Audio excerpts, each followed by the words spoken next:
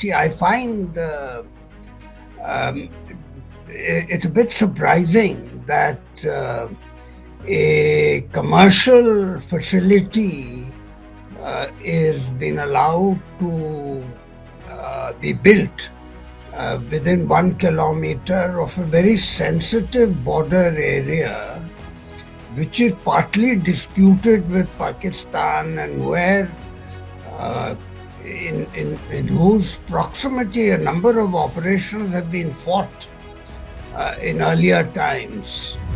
450 square kilometer land that has been made available for this project in this very sensitive or close to the sensitive area, despite the protests of the military. If we are to go by the Guardian story, then it is a huge risk that the government has heaped on the military, and it is unacceptable because of the violations of protocol.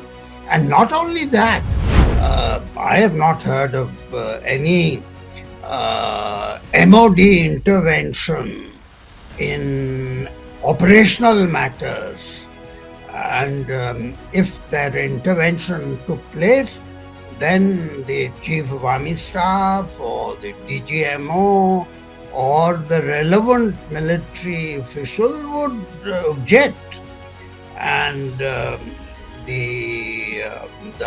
chiefs in that era did not permit the ministry or the minister to relax rules. If the military has been made to bend, then I think it is a reflection of the time. If I may ask you that, are Prime Minister Modi and Gautam Adani working against the military interests, working against the security interests?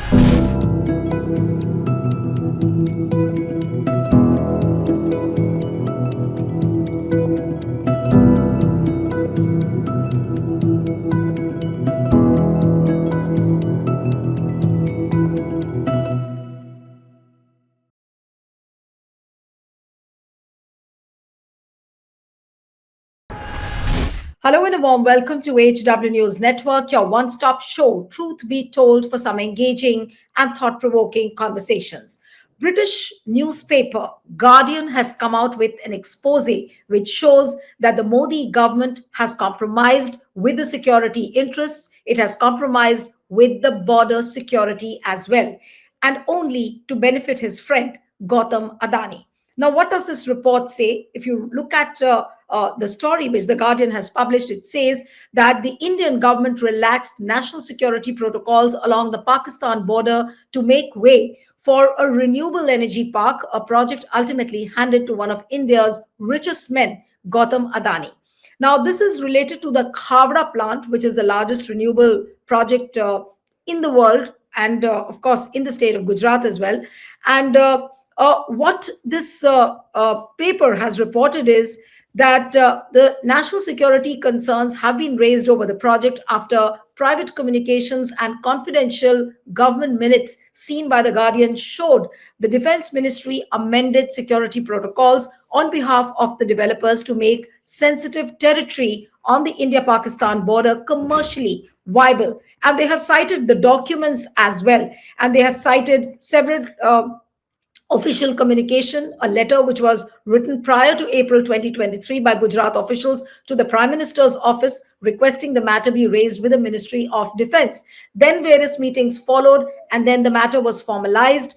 And the Solar Energy Corporation of India almost became a mediator, and the land was handed over for the wind and the solar turbine project to Gautam Adani. And this is what exactly Guardian has exposed along with the documents and the minutes of the meeting. Now, the opposition has raised this issue, saying that Modi government's nationalism is pseudo-nationalism. They have compromised with the border and the security concerns as well. So, and The most important part of the Guardian story is that the military officials had registered their protests in various meetings. They had said that this land is supposed to be used for tank operations, for missile operations, and in case of an emergency, if the land is needed, we cannot have a border land being used for commercial purposes. This protest was registered by the military officials, but despite that, the government went ahead in handing over the project to Gautam Adani. So, what kind of a risk is it as far as the security concerns and the border security is concerned? Joining me now this evening, a very special guest, retired Lieutenant General Ashok Mehta joins us. So, thank you so much for joining on HW News Network. And this particular story, which has come out and has been published by Guardian, how serious is this concern which has been flagged by Guardian, saying that the military officials had raised a banner of protest, but those protests were dismissed and the government went ahead and handed over the project to Gautam Adani?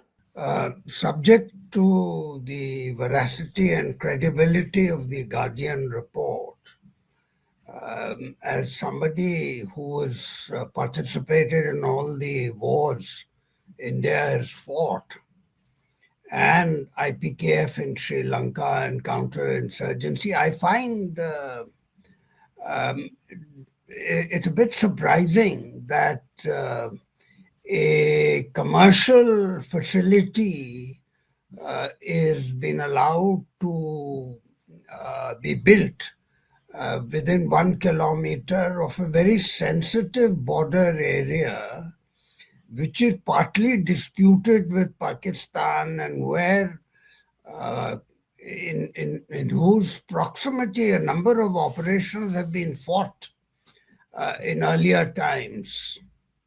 Let me tell you what those operations are, because they are germane to this story, which you have qualified that military officials have registered their opposition and protests against the commercial sale of this land. Now, in this area, in its proximity, on 9th of April in 1965, shortly before the war, the second war with Pakistan, the Pakistani brigade had crossed the border, attacked our posts in the run of Kutch, and the intermittent warfare went on for a couple of months, I think till about May, June, when the British interrupted or intervened and called for a ceasefire. I was then in Pune, close by, and was following the events. And then, of course, we know that in 1971, in that very area, in the run of Kutch, I was there. We had disengaged from Pakistan after the surrender, and we had rushed to the west into this very area. I was at Bhuj, and then we had advanced to Chachro, and I was commanding a battalion, and a para commando battalion, 10 para commando, had operated through the run of Kutch, because the terrain there is very favorable for mechanized operations and wheeled operations, because it is barren, salt land, and you can use tanks and armored personal vehicles with great facility.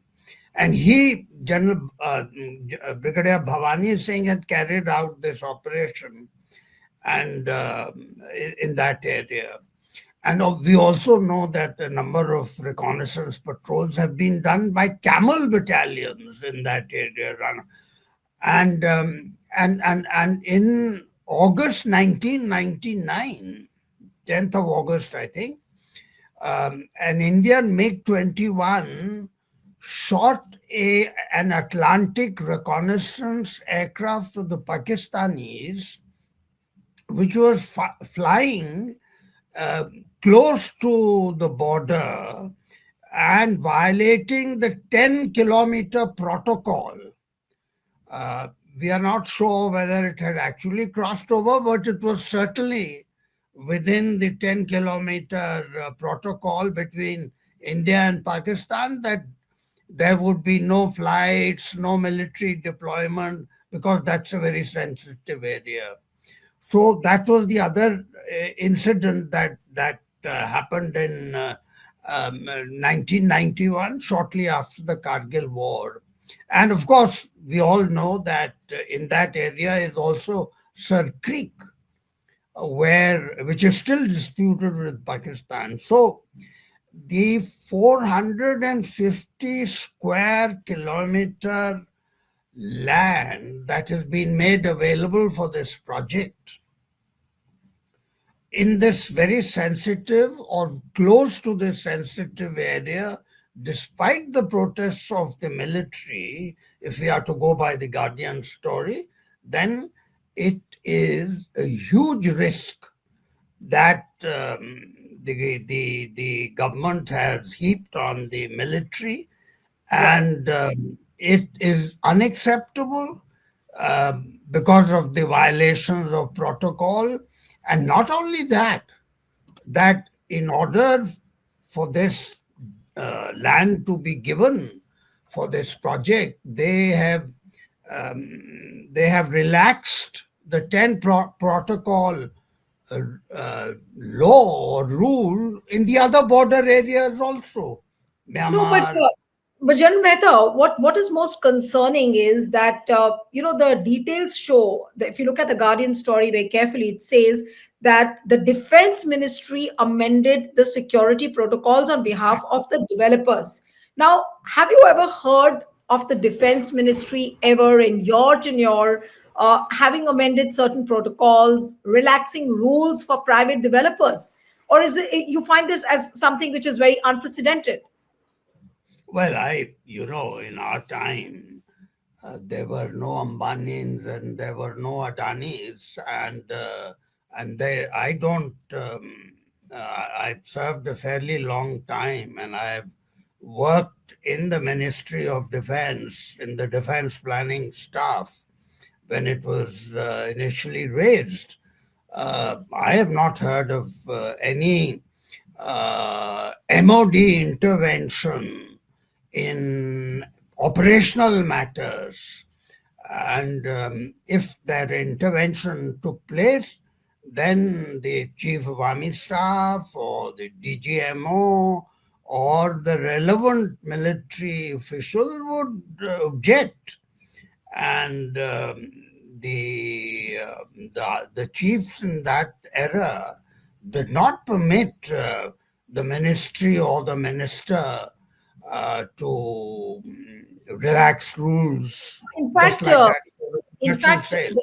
yeah, but in fact, the Guardian story also mentions about this fact that the previous national defense protocols did not allow any major construction beyond existing villages and roads up to 10 kilometers from the border with Pakistan, preventing any large scale installation of solar panels. So earlier, obviously, it has not happened.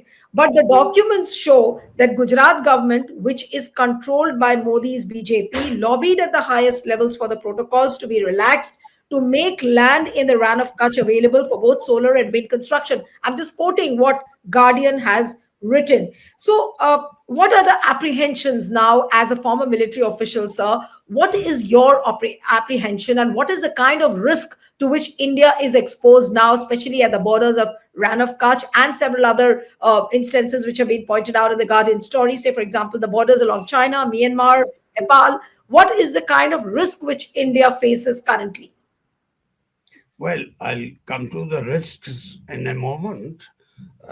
First, if the military has been made to bend, then I think it is a reflection of the time.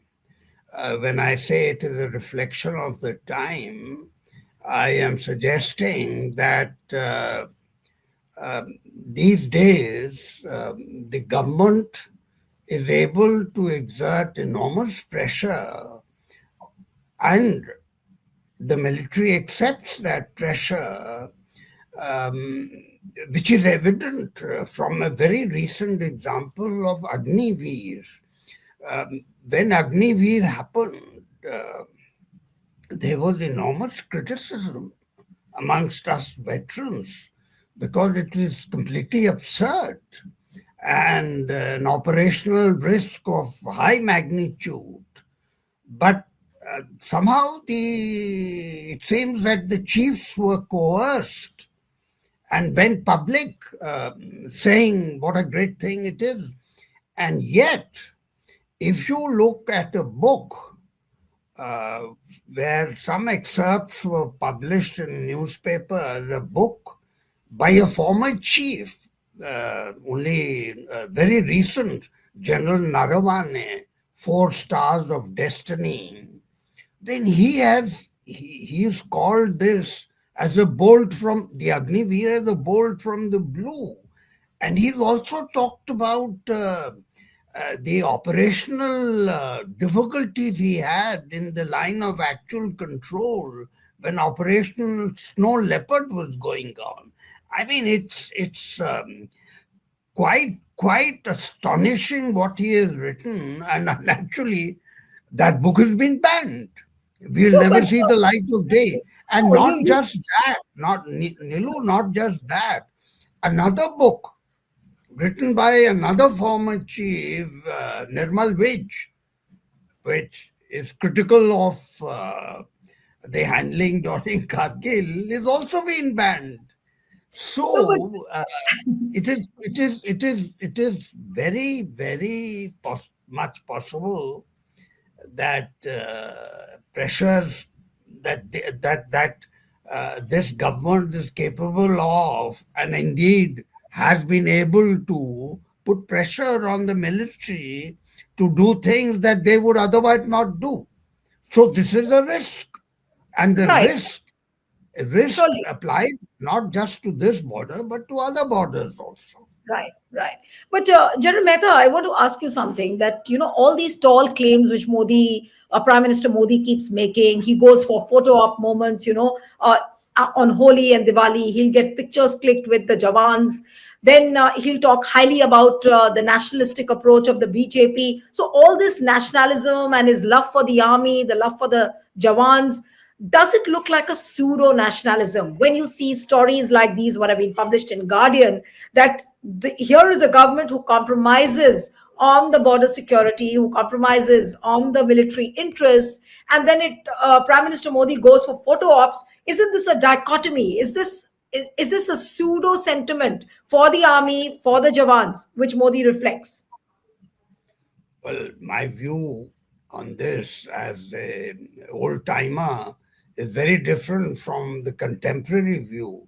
A lot of retired officers of recent times are completely sold on the BJP despite the government's success in politicizing the armed forces. We are supposed to be secular, irreligious, and there are instances where army chiefs are dressed like pujaris and go into temples and do the kind of things I would never dream of. And all kinds of things have happened in recent times. And yet um, the majority holds the view that yes, this is very good, but the reality is different.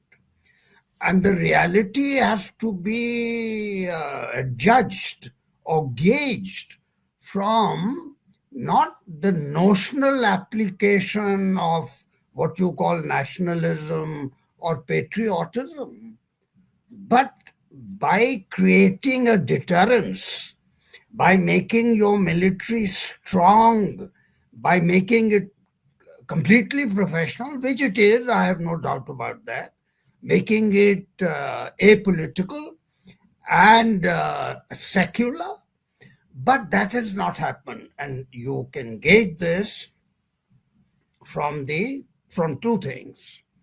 One is the military monies, the budgets that uh, are allotted to defense. Um, in recent times, we see in the budget presentation, defense is not mentioned at all. This has happened the last 5, 6 years. The finance minister just doesn't talk about defense. So then you have to look at papers, and by and large, in the last 10 years, barring a small blip here, the defense budget, despite the GDP growing at the rate which it has, is just is always below 2%.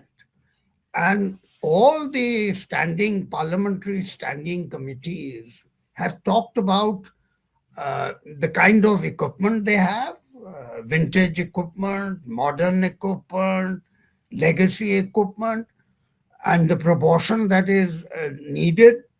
It's nowhere near that. They have said 3%, nowhere near that.